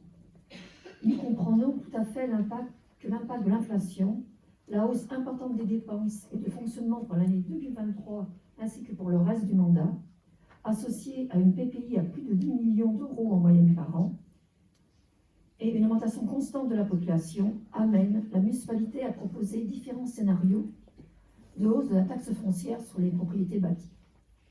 Mais l'augmentation de la taxe foncière sur le bâti qui sera décidée, qu'elle soit de 1, 2, 3 ou 4 points, s'ajoutera pour les citoyens roséens à l'augmentation déjà prévue de 8,1% sur les bases locatives. Ces deux augmentations cumulées de la taxe foncière pèseront fortement sur les budgets des ménages. Il est vrai qu'en raison de la suppression de la taxe d'habitation pour tous en 2023, certains peuvent aisément contribuer à cet effort. Mais pour de nombreux autres propriétaires, ce sera difficilement supportable. Rappelons qu'à Rezé, il y a 30-40 ans, l'immobilier était abordable et nombre d'ouvriers ont alors accédé à la propriété. Ces propriétaires, aujourd'hui, se retrouvent dans l'obligation de payer des taxes foncières beaucoup plus élevées qu'il y a quelques années, avec très souvent des revenus diminués par rapport au coût de la vie. Nous souhaitons donc connaître le scénario que Rezé Citoyenne a l'intention de retenir. Là, on vient d'entendre qu'il n'y aura peut-être pas d'augmentation de la taxe foncière de votre part. De toute façon, il y en aura une, les 8,1%. Mais au regard du taux d'épargne brute et de la capacité de désendettement annoncée pour chaque scénario que vous avez proposé, on peut craindre une augmentation de 3 ou 4 points, car effectivement, il n'y a que là que l'épargne brute reste à peu près autour de 10%, qui est déjà la norme minimale par rapport à l'épargne brute. Et nous aimerions donc être informés rapidement du choix qui va être fait. Dans ce débat, nous devons discuter des orientations du budget de notre ville. Malgré un cadre très contraint financièrement, nous nous félicitons des choix forts de la politique de l'emploi avec une nette évolution du nombre de postes. Cependant, nous tenons aussi, pour terminer notre intervention, à vous faire part de notre désaccord politique sur le choix d'inscrire au prochain budget la création de postes de policiers municipaux. Il s'agit bien là d'un désaccord politique et non financier, puisque nous proposions d'inscrire l'équivalent de la somme destinée à la police municipale pour la création de médiateurs et d'éducateurs. Merci. Merci. Y a-t-il d'autres interventions? Très bien. Juste 2-3 points de réponse. Donc, concernant le lieu autogéré et soi-disant citoyen dont vous parliez, M. Nicolas, il s'agit bien d'un squat. Et il s'agit bien d'un petit groupe de personnes qui se permet de réquisitionner un bien public pour leur usage personnel. Concernant le marché, il n'a jamais été question de le supprimer. Et enfin, concernant la police municipale, il s'agit bien d'un vote de nos concitoyennes et nos concitoyens. Voilà. Par ailleurs, effectivement, nous vous avons présenté donc, nos orientations budgétaires. Il s'agit bien de choix politiques. Il s'agit bien de conserver des services publics de qualité pour les Roséennes et les Roséens. Il s'agit bien, de continuer à faire preuve de solidarité, parce que tout arrêter, ça veut dire abandonner en particulier les plus vulnérables. Et nous assumons nos investissements de manière à ce que les Roséens et les Roséennes aient des équipements dignes d'une ville de bientôt 45 000 habitants. Donc nous entendons effectivement vos remarques, mais nous assumons totalement la totalité des choix qui vous ont été présentés ce soir. Maintenant, nous avons à voter sur le fait que le débat a bien les yeux. Oui, Claire, je voulais réagir, Monsieur Nicolas, à votre intervention. J'avoue que je suis un peu surprise. Vous n'êtes pas le seul à partager le constat d'une 6e extinction de masse en cours, bien entendu. Sachez que tous les élus Rezé Citoyenne qui sont autour de cette table, s'ils se retrouvent élus de Rezé Citoyenne, c'est parce qu'ils portent ça dans les tripes, eux aussi, et qu'ils sont bien conscients de l'urgence à agir. Mais si c'était facile de mettre en œuvre ces transformations, bifurcations, on les appelle comme on veut, toujours est-il qu'on est tous d'accord que ce sont des changements lourds à opérer. Si c'était facile, forcément tout le monde s'y mettrait, mais vous savez bien que dans l'opérationnalité et en responsabilité, c'est beaucoup plus compliqué. Il y a des jeux d'acteurs, il y a des temporalités. Et bien sûr que les choses ne peuvent pas se faire aussi rapidement qu'on le souhaiterait. Alors je suis un petit peu atterrée, parce qu'en tant qu'élu, vous nous proposez quoi? Vous nous dites, un ralentissement de notre activité. Alors oui, un ralentissement au niveau individuel, et on voit bien que ces transitions concernent aussi des transitions personnelles que tout un chacun fait quand c'est possible. Mais vous nous parlez de oser tout arrêter. Mais monsieur Nicolas, les inégalités sociales, elles n'attendent pas. Elles sont là et elles se creusent, comme ça a été rappelé. Hein, je pense à Catherine qui parle des enfants du château. Et sachez, une fois pour toutes, ça a été dit énormément de fois, mais disons-le encore une fois, si la ZAC Château a été reprise en début de mandat, avec oui, la destruction de 80 logements et oui, la construction de 120 logements supplémentaires, c'est bien parce qu'il fallait relancer un projet urbain qu'on ne pouvait pas attendre justement, qu'il fallait faire quelque chose. Alors, ça s'est fait dans un cadre contraint, un cadre budgétaire contraint. Nous n'avions pas le choix, mais nous avons consciemment opté d'y aller avec ce cadre budgétaire. Ce qui veut dire, oui, des concessions, mais dans le but d'avancer, et parce qu'on sait qu'il y a des urgences sociales qui sont bien là aussi. Et que si l'on avance sur un pas, mais pas sur l'autre, eh bien on va faire marche arrière, sur tous les fronts. Voilà ce que je voulais vous dire, monsieur Nicolas. Merci. Bien, donc je vous invite donc à voter pour attester de ce débat. Donc, qui est pour?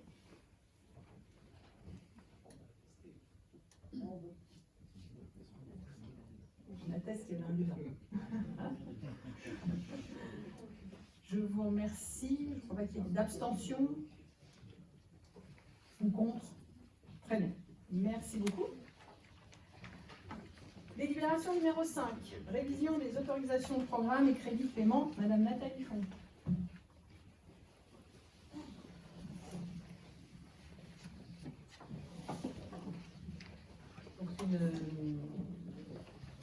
quelque chose qui revient tous les ans. On a un certain nombre d'opérations qui sont en autorisation de programme et crédit de paiement. On en a deux pour le moment, on en aura de nouvelles qui vont arriver plus tard. Et donc, quand il y a des modifications des crédits de paiement prévus pour une année, on va revoter au Conseil les modifications. Dans ce cas-là, pour ces deux programmes, ce sont des décalages en fait dans le temps. Donc, il est proposé d'allonger l'autorisation de programme d'une année et de réviser la répartition des crédits de paiement relatifs à la mise en accessibilité des établissements recevant du public. Et même chose pour le groupe scolaire Laoussé Simone Veil, on propose d'allonger l'autorisation de programme d'une année et donc de réviser la répartition des crédits de paiement relatifs à la restructuration de ce groupe scolaire. Elles auraient dû se terminer en 2022 et en fait il reste quelques travaux à finir et il y a des crédits qui se reportent du coup sur 2023. Merci. Y a-t-il des interventions concernant cette délibération? Non. Qui est contre? Qui s'abstient? Je vous remercie. Délibération numéro 6, accessibilité 2023, monsieur Anas Kalaj. Chers collègues, il s'agit de l'agenda d'accessibilité programmée que nous avons déposé pour la tranche 2023. Ces études ont été confiées à une équipe de maîtrise d'œuvre dans le mandataire et l'agence RS Architecture. Ces travaux ont pour but de mettre en conformité l'accessibilité de nos ERP, établissements recevant du public. La liste de ces établissements nécessitant une déclaration préalable est la suivante. L'école élémentaire Château Sud, le CSC Château, le groupe scolaire Port-Auguet, le groupe scolaire Jean Jaurès et la salle municipale Jean Jaurès. Les autres établissements que sont le parc de la Morinière, le château, le pavillon, la maison du gardien et les sanitaires publics, les locaux associatifs de la Quératire Aragon, la maison des îles, l'association La Maison Ensemble contre l'exclusion, nécessitent une autorisation de travaux. Quant à l'épicerie sociale, dans le budget de son accessibilité de 5 115 € hors taxe, elle est reportée sur 2024. Les déclarations préalables et autorisations de travaux seront déposées à l'issue de cette phase d'étude. Pour la tranche 2022 concernant le site École élémentaire Château Sud et CSC Château, le montant recalé et arrêté des travaux s'élève à 48 650 € hors taxe. Pour la tranche 2023, le montant recalé et arrêté des travaux s'élève à 575 715 € hors taxe, et le coût prévisionnel définitif proposé pour les travaux engagés sur 2023 est de 624 365 € hors taxe. Il vous est proposé d'approuver le projet à la phase de l'étude d'avant-projet définitif selon les conditions fixées dans l'exposé et d'autoriser Madame la maire ou le conseiller municipal délégué à signer et à déposer les autorisations de travaux et déclarations préalables, à signer tout document s'y afférent et à déposer les dossiers de demande de subvention auprès des partenaires susceptibles d'aider la ville sur ce projet. Je vous remercie. Merci. Y a-t-il des interventions concernant cette délibération? Non. Qui est contre? Qui s'abstient? Je vous remercie. Délibération numéro 7, convention de groupement de commandes, M. Anas Kabaj. Alors sur cette délibération concerne la convention de groupement de commandes pour la réalisation d'audits et de travaux afin de réduire la consommation d'eau. Nos ressources en eau sont fortement affectées par les changements climatiques. On note notamment la sécheresse croissante dans la métropole nantaise. Et dans le même temps, à mesure que la population augmente, les besoins en eau augmentent également. Dans ce contexte, et pour marquer sa volonté d'agir, Nantes Métropole a été lauréate de l'appel à projet lancé par l'Agence de l'eau Loire-Bretagne sur la période 2021-2024, dont le projet cible les équipements et les sites publics dans une logique d'exemplarité en matière de consommation d'eau. Le projet profite aux acteurs publics de la région en les mettant en réseau avec les acteurs engagés dans les mêmes actions, et plusieurs axes seront développés. Une boîte à outils formation et communication, une aide financière pour la réalisation d'audits et une aide pour les travaux et les investissements de réduction des consommations d'eau. Afin de bénéficier d'une démarche commune et d'un effet volume sur les prestations commandées et les achats, Nantes Métropole propose aux communes volontaires de se regrouper. À cet effet, une convention de groupement a été rédigée et proposée pour adhésion. Avant de vous demander de vous prononcer sur cette convention, j'aimerais saluer le travail de mon collègue Jean-Louis Gaglione, qui a initié un groupe de travail interservices sur le thème de l'eau, qui s'est réuni en octobre dernier, pour lancer une réflexion transversale sur la gestion de l'eau sur notre commune. Je reviens sur notre délibération. Il vous est demandé d'autoriser la signature d'une convention de groupement ayant pour l'objet la passation et la signature d'un accord cadre à bon de commande pour la réalisation d'audits et de travaux dans le cadre d'investissements pour la réduction des consommations d'eau. Et il vous est demandé d'autoriser Madame la maire à prendre les mesures nécessaires à l'exécution de la présente délibération. Je vous remercie. Merci. Y a-t-il des interventions concernant cette délibération?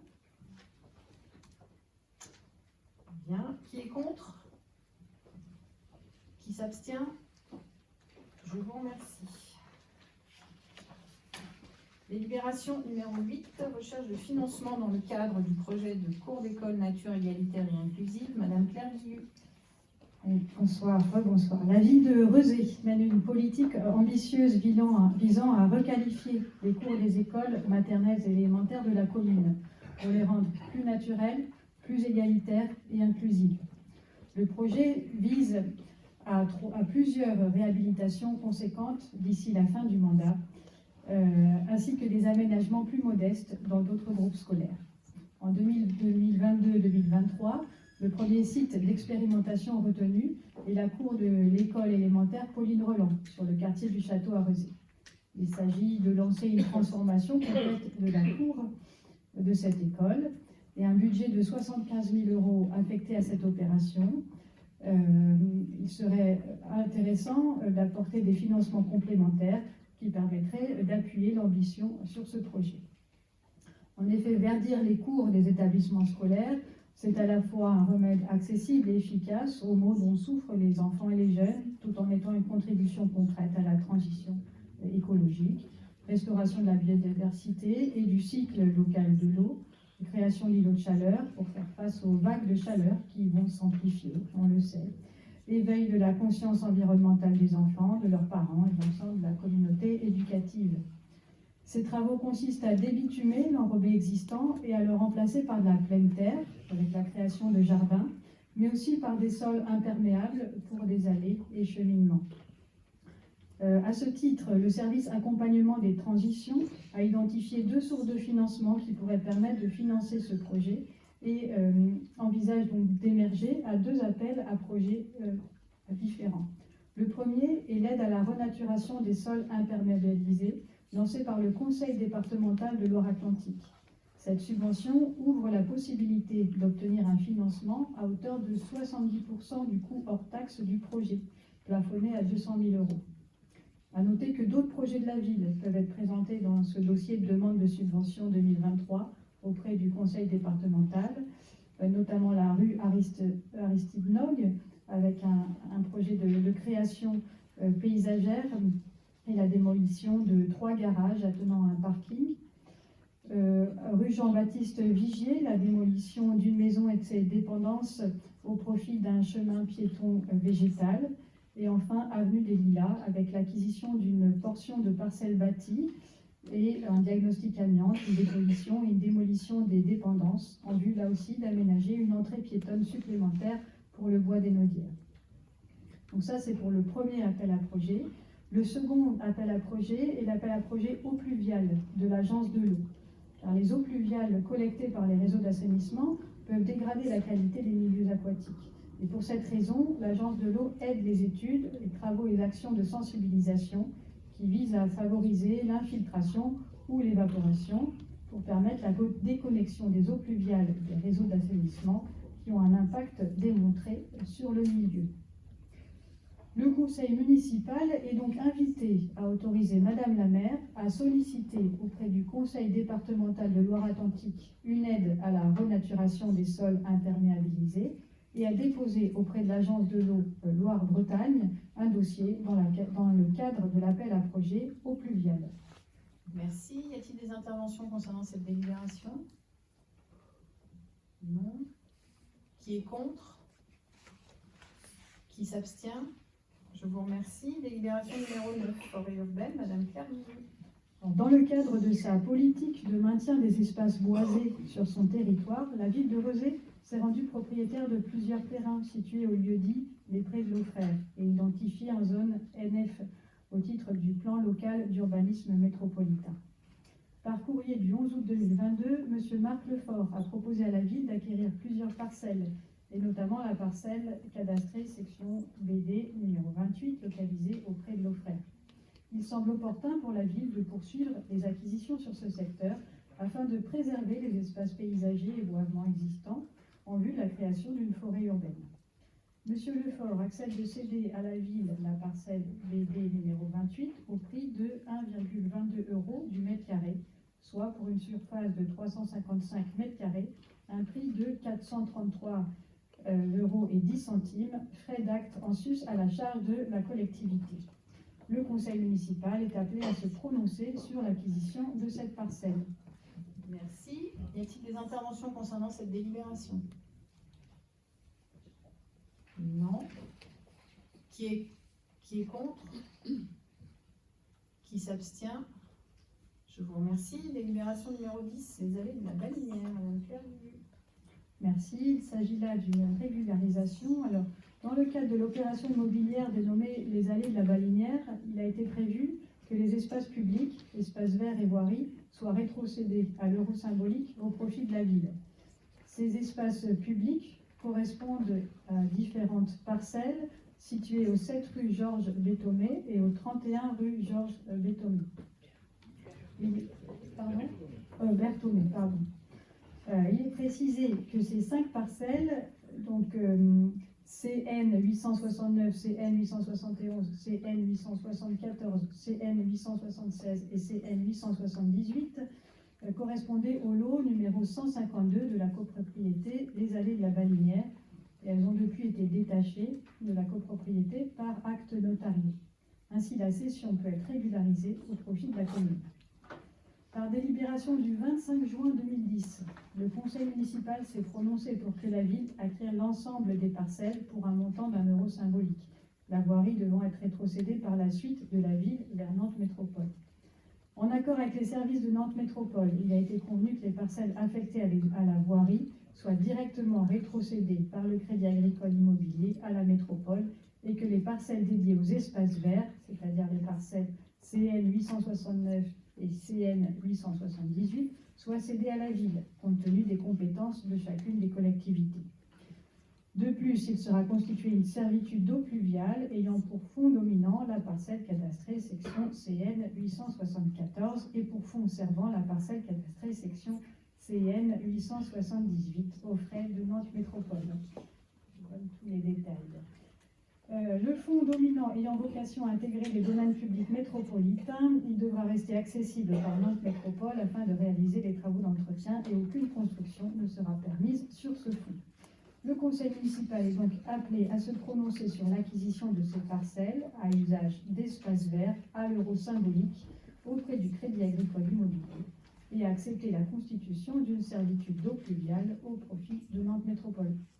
Merci. Y a-t-il des interventions? Non. Qui vote contre? Qui s'abstient? Je vous remercie. Délibération numéro 11, évolution de la tarification solidaire, monsieur Loïc Chusseau.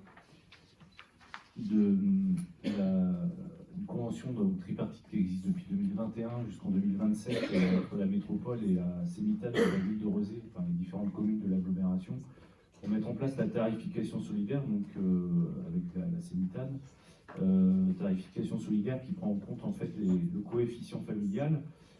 Jusqu'à récemment, en fait, le coefficient s'arrêtait à 600 € et la délibération du Conseil métropolitain du 7 octobre dernier a décidé de la faire passer à 900, ajoutant un 4e seuil en fait dans cette tarification, ce qui correspond aussi nous, nos orientations en termes d'accompagnement social et d'accès aussi au transport en commun, puisqu'on sait très bien que les effets de seuil, notamment pour les travailleurs pauvres, sont quand même impactants sur des modes de transport.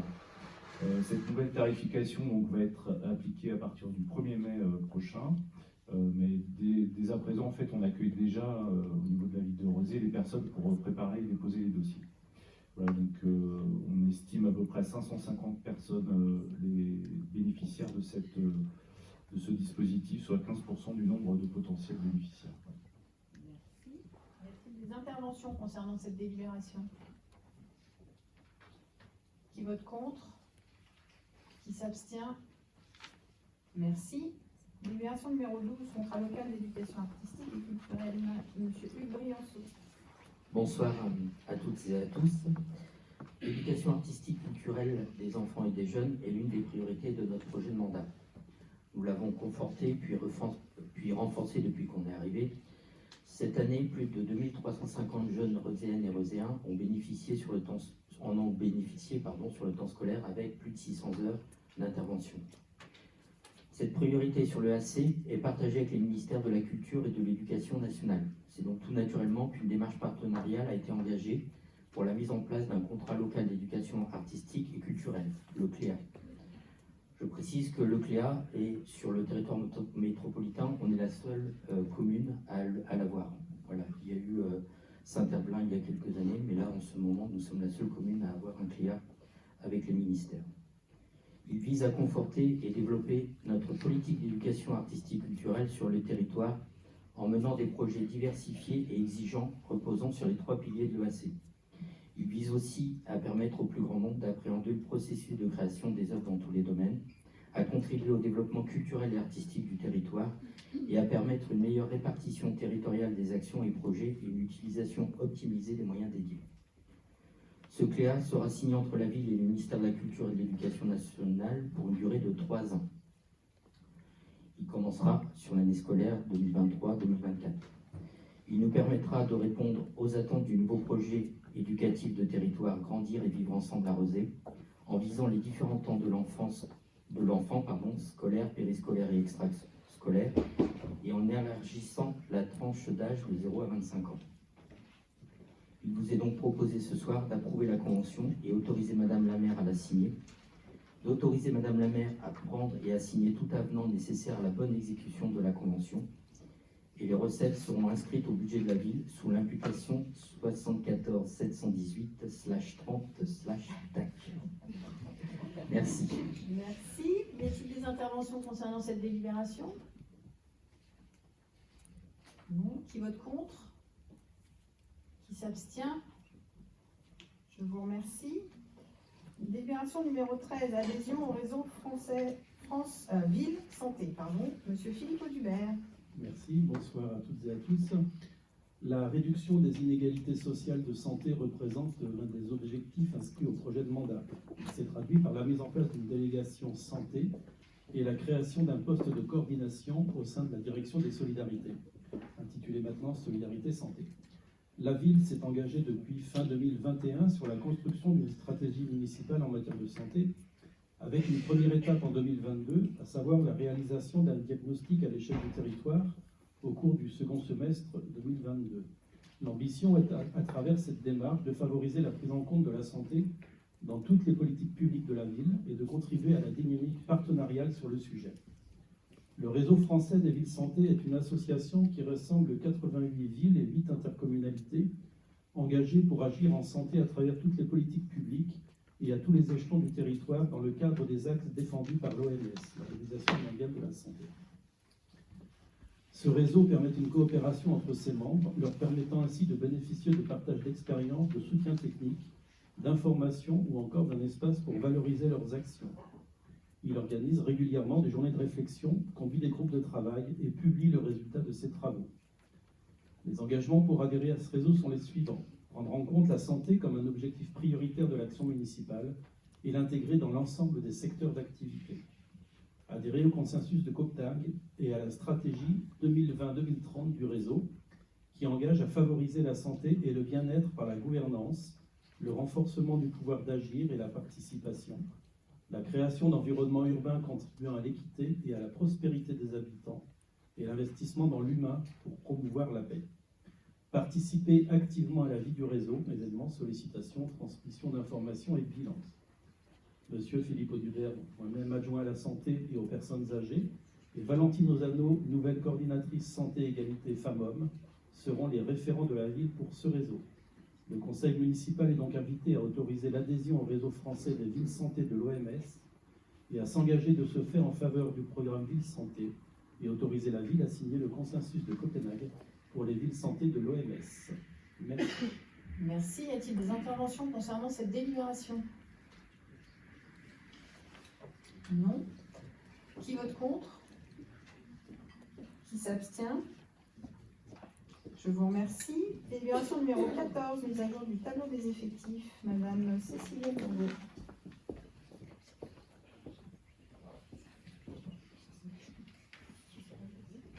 C'est la traditionnelle mise à jour du tableau des effectifs, comme on le fait à chaque conseil municipal, qui acte des modifications apportées au poste, donc création, suppression.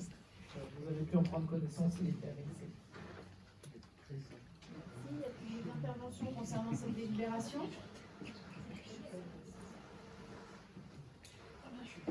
Qui est contre? Qui s'abstient? Je vous remercie. Délibération numéro 15, vœu du conseil municipal concernant la réforme des retraites, monsieur Jean-Michel Sotoja.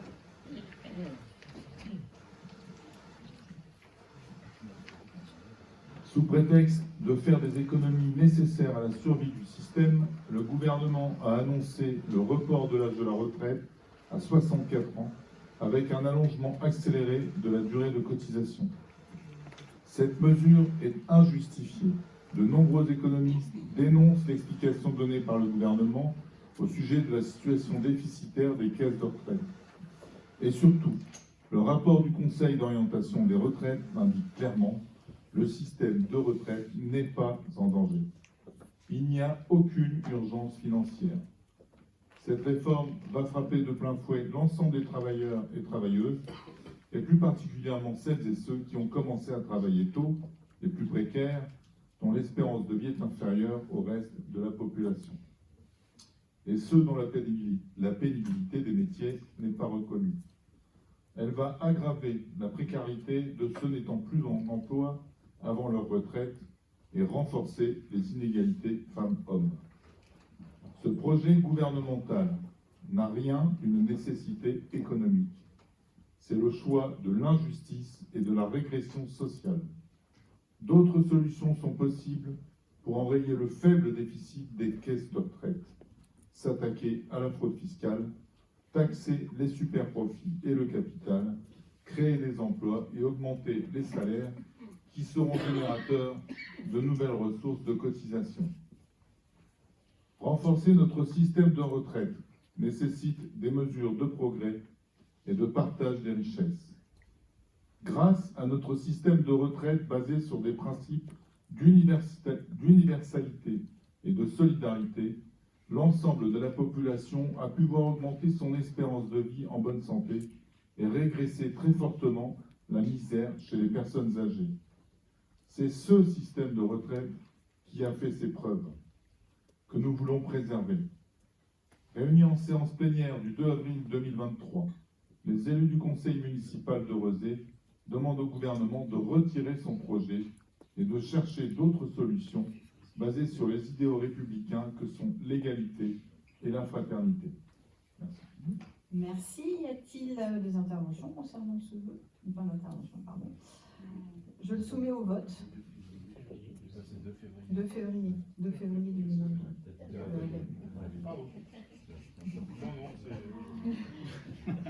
Par contre, il y a un vote. Donc, qui est contre? Qui s'abstient? Je vous remercie. Délibération numéro 16, vœu du conseil municipal sur la santé, monsieur Philippe Audubert. Merci. Depuis plusieurs années, le système de santé subit une crise sans précédent. L'hôpital public est sinistré et les équipes exsangues, à bout de souffle, après des décennies de restrictions budgétaires et 3 années d'une pandémie qui perdure encore aujourd'hui. Les conséquences sont visibles sur notre territoire. À la frontière reuséenne, l'hôpital privé du Confluent a récemment fermé une partie de ses services d'urgence en raison notamment de l'essoufflement et des arrêts des équipes soignantes. Un plan blanc a été décrété par l'ARS Pays de la Loire le 9 janvier, entraînant une déprogrammation massive d'opérations. Les patients sont réorientés vers le CHU nantais qui accuse le report de cette fermeture. Ailleurs, ce sont des services d'urgence qui ne sont plus en mesure de répondre aux appels du fait de la saturation. Sur le seul mois de décembre 2022, 150 morts inattendues aux urgences ont été estimées par le syndicat SAMU Urgences de France, c'est-à-dire 150 patients qui seraient décédés faute de soins ou de prise en charge adaptée. Voilà en vérité la réalité de nos hôpitaux. La médecine de ville n'est pas dans un meilleur état. La pénurie de soignants, qu'ils soient médecins généralistes, spécialistes ou paramédicaux, ainsi que les difficultés de recrutement dans les EHPAD et le secteur des aides à domicile, impactent très durement une grande partie de la population. D'une part, la volonté de destruction de l'hôpital public par la mise en place de la tarification à l'acte, et d'autre part, la création des agences régionales d'hospitalisation ARH, puis des agences régionales de santé ARS, ont entraîné de très fortes inégalités entre les territoires et entre les habitants au sein de ces territoires. Ce qui était, il y a quelques années encore, une crise frappant majoritairement les zones rurales s'est étendue pour atteindre le périurbain et maintenant les villes et les métropoles. Notre système de santé actuel a vécu, et la crise ne cesse de s'amplifier jour après jour. Les démissions en masse de professionnels épuisés, conjuguées aux difficultés de recrutement pour des métiers qui ne sont plus attractifs, mettent à mal tout l'édifice déjà bien fissuré de la santé publique. Les tentatives pour colmater cette crise se sont révélées bien insuffisantes. Le Ségur de la santé a totalement mis de côté les problématiques structurelles liées au fonctionnement de nos hôpitaux. Face au manque de lits, de personnel et de masques pendant le Covid, ce Ségur s'est contenté de circonscrire la crise du monde du soin à une question de rémunération. Certes nécessaire, cette réponse est sans effet sur les questions de gouvernance et de gestion du secteur. Plus récemment, le plan santé annoncé par Emmanuel Macron lors de son vœu aux soignants est également décevant à plusieurs égards. Il n'apporte aucun engagement sur la cessation de la diminution du nombre de lits d'hôpitaux en cours. Il aggravera encore les difficultés d'exercice des soignants avec l'ambition de mettre fin au cadre protecteur des 35 heures à l'hôpital. Il reporte encore un peu plus la responsabilité de la crise sur les patients en ouvrant la réflexion sur les sanctions à mettre en place envers les personnes qui gaspilleraient le temps médical. Dans ce contexte, que faire? Les collectivités territoriales sont les grandes absentes du système qui ne leur accorde pas de réelles compétences en matière de santé, ni de responsabilité aux côtés des agences régionales de santé, qui sont souveraines dans la répartition des financements dédiés aux politiques de santé à l'échelle des territoires. Les villes sont pourtant en première ligne lorsque des crises sanitaires surviennent et qu'elles doivent trouver des réponses pour y faire face. Les citoyennes et citoyens se tournent en premier lieu vers leur mairie lorsqu'ils ne parviennent pas à accéder aux soins. Les villes assument également l'accompagnement social d'habitantes et d'habitants qui, faute de soins, se confrontent à des situations de décrochage dans leur parcours de vie. Les villes disposent enfin de puissants leviers pour agir sur la prévention et la promotion de la santé, indispensables pour endiguer en amont la crise des soins. Plus que jamais, la lutte contre les inégalités territoriales de santé doit passer par les territoires.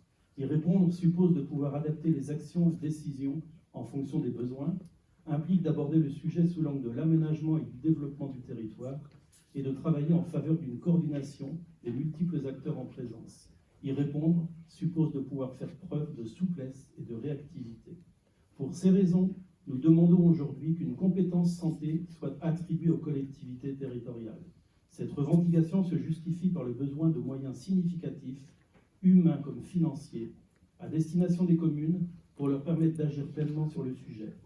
Analyser et affiner les besoins d'un territoire, développer des espaces de soins dans les projets urbains, animer la communauté soignante et le lien aux associations, développer des initiatives de prévention. Toutes ces actions que peuvent porter les communes nécessitent des moyens, aujourd'hui difficilement accessibles, dans le cadre contraint des logiques d'appel à projets et de contractualisation mises en place par l'État. Décentraliser la question de la santé en France représente un incontournable pour mettre fin à la mise en concurrence des territoires qui s'opèrent aujourd'hui dans ce contexte. Il est demandé aux élus du conseil municipal d'approuver ce vœu. Merci. Qui est contre? Qui s'abstient? Je vous remercie.